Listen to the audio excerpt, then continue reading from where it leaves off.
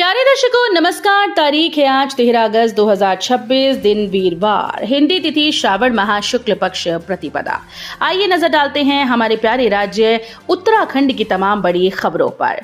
Video शुरू करने से पहले कमेंट बॉक्स में जय हिंद लिखकर हमें सपोर्ट करें। तो चलिए शुरू करते हैं। प्रदेश में एक माह में मात्र 1% मदरसों ने ली मान्यता, प्राधिकरण को सौंपी गई जांच रिपोर्ट। उत्तराखंड में अल्पसंख्यक बच्चों को शिक्षा की मुख्य धारा से जोड़ने की सरकार की मंशा को झटका लगा। राज्य में अल्पसंख्यक शिक्षा प्राधिकरण का गठन 1 जुलाई को मदरसा बोर्ड खत्म होने के बाद हुआ था। 1 महीने से अधिक का समय बीत चुका है, मात्र 1% मदरसे ही शिक्षा विभाग और प्राधिकरण से मान्यता ले पाए। राज्य के 452 मदरसों में से अब तक केवल 7 मदरसों को ही शिक्षा और प्राधिकरण की मान्यता मिली है। देहरादून के जिला अल्पसंख्यक कल्याण अधिकारी की ओर से प्राधिकरण को सौंपी जांच रिपोर्ट में आया कि कुछ मदरसों ने मान्यता लेने से साफ इनकार कर दिया। कुछ मदरसों ने जांच टीम को कोई सूचना भी नहीं दी। सरकार का उद्देश्य मदरसों में पढ़ रहे बच्चों को विज्ञान और गणित जैसी आधुनिक शिक्षा देना है। सरकार शिक्षा व्यवस्था में पारदर्शिता लाकर सभी अल्पसंख्यक समुदाय के संस्थानों को एक समान प्रशासनिक दायरे में लाना चाहती है। इसमें मुस्लिम, सिख, जैन, बौद्ध, ईसाई और पारसी समुदाय शामिल हैं।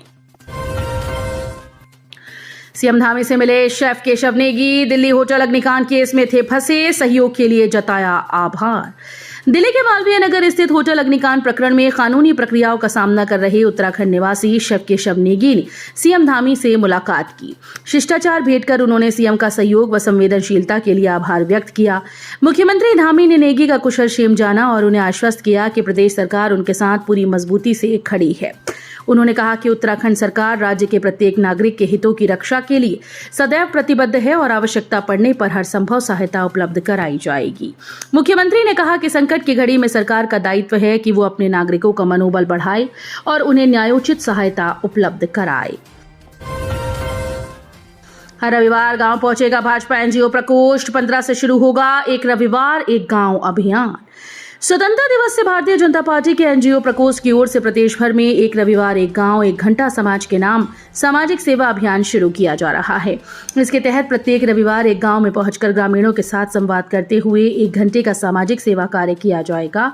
अभियान के प्रदेश संयोजक सुशील बहुगुणा ने बताया कि इसका उद्देश्य बड़े और खर्चीले आयोजन करना नहीं, बल्कि गांव तक पहुंचकर ग्रामीणों से सीधा संवाद स्थापित करना है।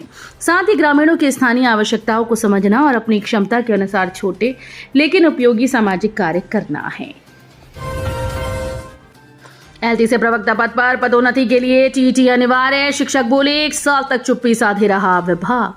सहायक अध्यापक एलटी से प्रवक्ता पद पर पदोन्नति के लिए टीईटी अनिवार्य है। राजकीय शिक्षक संघ ने विभाग की ओर से 1 साल बाद इस पर स्थिति स्पष्ट किए जाने पर नाराजगी जताई। संगठन का कहना है कि सर्वोच्च न्यायालय का फैसला 1 सितंबर 2025 को आया, जबकि विभाग की ओर से अब स्थिति स्पष्ट की गई।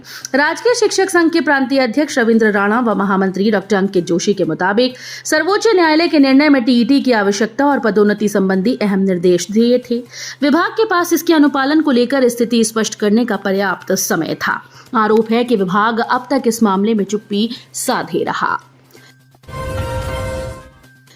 हेलीकॉप्टर ने 3 दिन बाद भरी उड़ान, हल्द्वानी, अल्मोड़ा और मुनस्यारी रूट पर संचालित हुई हेली सेवा। पिथौरागढ़ जिले में आखिरकार मौसम का साथ मिलने पर बुधवार को हेलीकॉप्टर ने उड़ान भरी। हवाई सेवा संचालित होने से यात्रियों को राहत मिली और उनका सफर आसान हुआ। हेलीकॉप्टर के उड़ान भरते ही यात्री खुश नजर आए।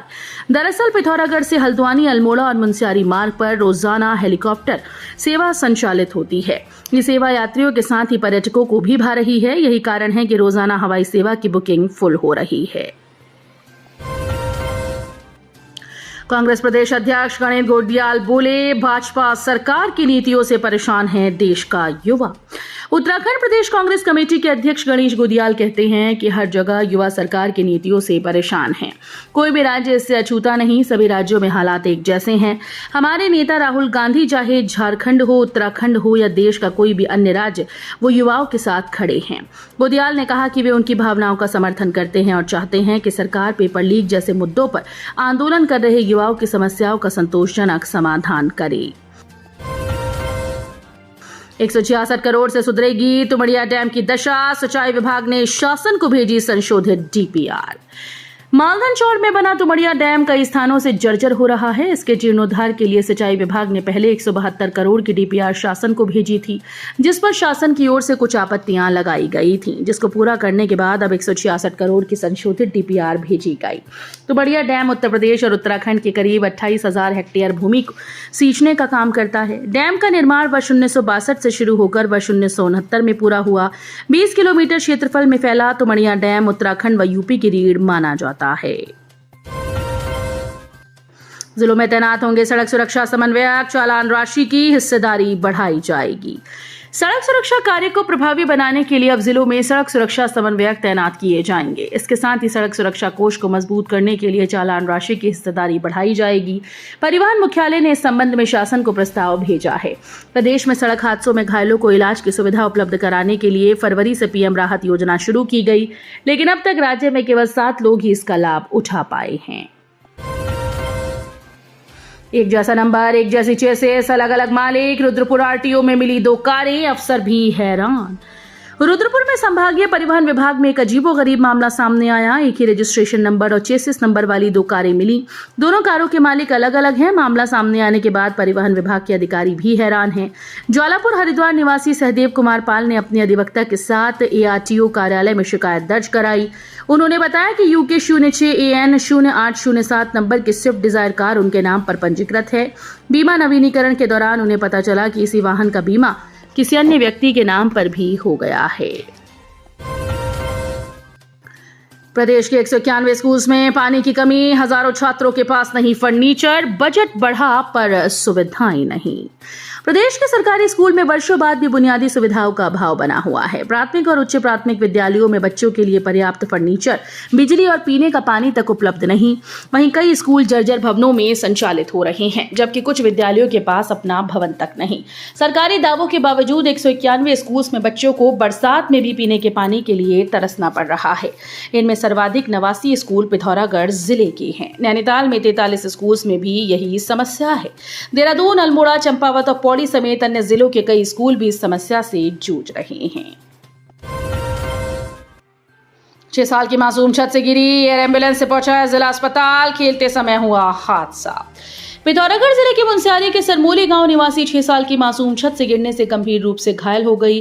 प्रशासन से गुहार के बाद मासूम को एयर एम्बुलेंस से जिला अस्पताल पहुंचाया गया। वहां भी मासूम की गंभीर हालत को देखते हुए उसे हायर सेंटर रेफर कर दिया गया। जानकारी के मुताबिक 6 साल की लक्षिता अपने घर की छत पर खेल रही थी। इस दौरान वो असंतुलित होकर आंगन में गिर गई। मुनाफे का लालच देकर युवती से 8.86 लाख की धोखाधड़ी, 9 महीने बाद प्राथमिकी दर्ज। हल्द्वानी में साइबर ठगों ने झांसे में लेकर एक युवती से 8.86 लाख रुपए की ठगी कर डाली। साइबर सेल से लेकर कोतवाली तक मामले की जांच चल रही है। इस मामले में मुखानी कोतवाली पुलिस ने अज्ञात के खिलाफ प्राथमिकी दर्ज की। गिरजा विहार कॉलोनी मुखानी निवासी 29 वर्षीय युवती ने दर्ज कराई गई प्राथमिकी में कहा कि 28 सितंबर 2025 को उनके फेसबुक अकाउंट पर अनजान व्यक्ति की आईडी से संपर्क किया गया। बताया कि उनकी कंपनी एक इन्वेस्टमेंट प्लान लेकर आई है, यदि आप इसमें पैसा लगाते हैं तो काफी फायदा होगा। इस व्यक्ति ने उसे अपनी बातों में फंसाकर लालच दिया और 2 व्हाट्सएप नंबर भेजे।